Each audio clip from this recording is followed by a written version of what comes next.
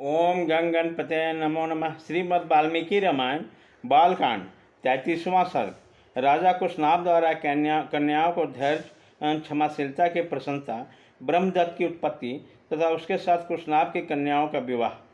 बुद्धिमान महाराजा कुशनाभ के वचन सुनकर उन 100 कन्याओं ने पिता के चरणों में सिर रखकर प्रणाम किया और इस प्रकार कहा। राजन, सर्वत्र संचार करने वाले वायुदेव अशुभ मार्ग का अवलंबन करके हम पर बलात्कार करना चाहते हैं।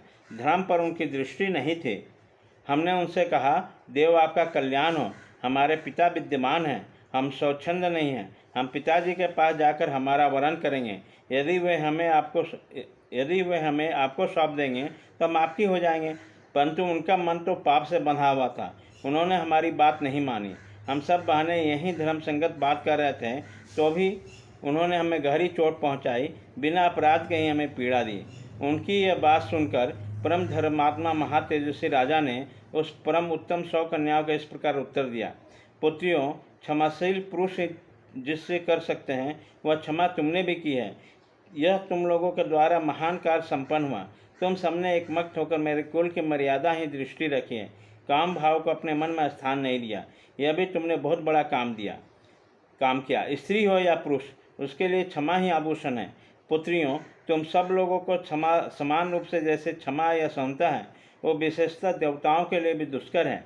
पुत्रियों, क्षमा दान ही सत्य है, क्षमा सत्य है, क्षमा यज्ञ है, क्षमा यश है और क्षमा धर्म है। क्षमा पर ही संपूर्ण जगत टिका हुआ है।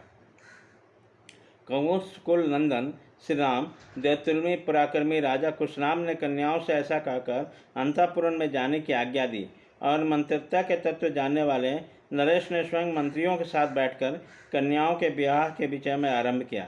विचारणीय विषय यह था किस देश में किस समय किस योग्य वर के साथ उनका विवाह किया जाए। उन्हीं दिनों चुली नाम से प्रसिद्ध एक महातेजस्वी सदाचारी एवं धैर्य रहता नैष्ठिक ब्रह्मचारी मुनि वेदों के साथ तप का अनुष्ठान कर रहे थे, अर्थात ब्रह्म चिंतन रूप में तपस्या में संलग्न थे। श्री राम तुम्हारा भला हो। उसी समय एक गंधर्व कुमारी वहाँ रहकर उन तपस्वी मुनि की उपासना अनुग्रह की इच्छा से सेवा करती थी। उसका नाम था सोमदा। वह उर्मिला के पुत्री थे। वह प्रतिदिन मुनि को प्रणाम करके उसकी सेवा में लगे रहते थे। वह धर्म में स्थिर रहकर समय समय पर सेवा के लिए उपस्थित होते थे। उसके ऊपर वह गौरवशाली मुनि बहुत संतुष्ट हुए। रघुनंदन, शुभ समय आने पर चुली ने उस गंधर्व कन्या से कहा, सुबह तुम्हारा कल्याण हो, मैं तुम पर बहुत संतुष्ट हूँ। बोलो, तुम्हारा कौन सा प्रिय कार्य सिद्ध करूँ। मुनि को संतुष्ट जानकर गंधर्व कन्या बहुत प्रसन्न हुई। वो बोलने की कला जानते थे। उसने वाणी को मर्मज्ञ और मुनि से मधुर स्वर में इस प्रकार कहा, महर्षि, आप ब्रह्म संपत्ति ब्रह्म तेज से संपन्न होकर ब्रह्म स्वरूप हैं, अतः आप महातपस्वी हैं। मैं आपसे ब्रह्म ज्ञान विदग्ध तप से युक्त धर्मात्मा पुत्र प्राप्त करना चाहती हूँ। मुनि, आपका भला हो। मेरे कोई पति नहीं है। मैं न तो किसी की पत्नी हूँ, न आगे होंगे। आपकी सेवा में आई हूँ, अतः आप ब्रह्म बल से तप शक्ति से मुझे पुत्र प्रदान करें। उस गंधर्व कन्या की सेवा से संतुष्ट हो ब्रह्म ऋषि चूली ने परम उत्तम प्राप्त से संपन्न पुत्र प्रदान किया। वह उनसे मानसिक संकल्प से प्रकट हुआ मानस पुत्र था। उसका नाम ब्रह्मदत्त हुआ। कुशनाभ ने जब उस कन्या के विवाह का विचार चल रहा था, उसी समय ब्रह्मदत्त उत्पन्न लक्ष्मी संपन्न होकर कंपिल्या नामक नगरी में इस तरह निवास करते थे जैसे स्वर्ग की अमरावती में देवराज इंद्र। ककुश कुलभूषण श्री राम तब परम धर्मात्मा राजा कुशनाभ ने ब्रह्मदत्त ने अपने 100 कन्याओं का विवाह करने का निश्चय किया। महातेजस्वी भोपाल राजा कुशनाभ ने ब्रह्मदत्त की बुलाकर अत्यंत प्रसन्न चित्त में उन्होंने अपनी 100 कन्याएं सौंप दी। रघुनंदन, उसी समय देवराज इंद्र के समान तेजस्वी पृथ्वीपति ब्रह्मदेव ने क्रमशः उन सब कन्याओं से पनि ग्रहण किया। विवाह काल में उन सब कन्याओं का हाथ को ब्रह्मदेव के हाथ से स्पर्श होते हुए वो सबकी सब कन्याएं कुबज दोष से रहित, निरोग तथा उत्तम शोभा से संपन्न प्रतीत होने लगे। वात के रूप में आए वायुदेव ने उन कन्याओं को छोड़ दिया।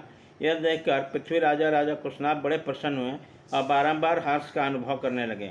भूपाल राजा ब्रह्मदत्त का विवाह कार्य संपन्न हो जाने पर महाराजा कुशनाभ ने पत्नियों तथा पुरोहितों सहित आदरपूर्वक विदा किया।